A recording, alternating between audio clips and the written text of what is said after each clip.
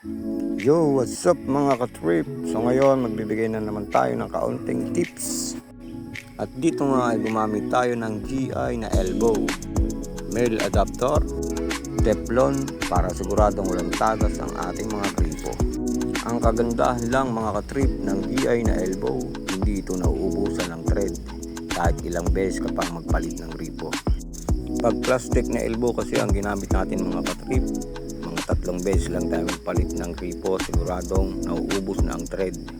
Tapos pag masyadong napaigpit, ito ay pumuputok sa loob, kaya nagkakaroon ng tagas ang ating mga gripo.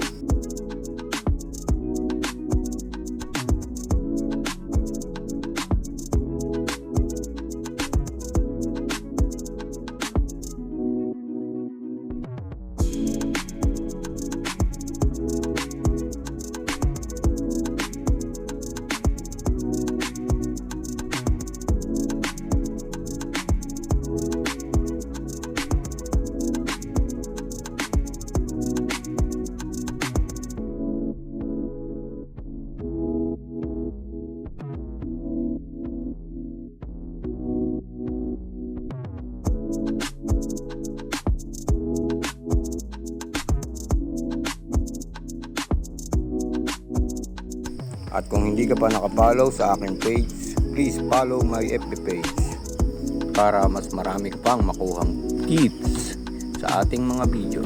Thank you. Much love.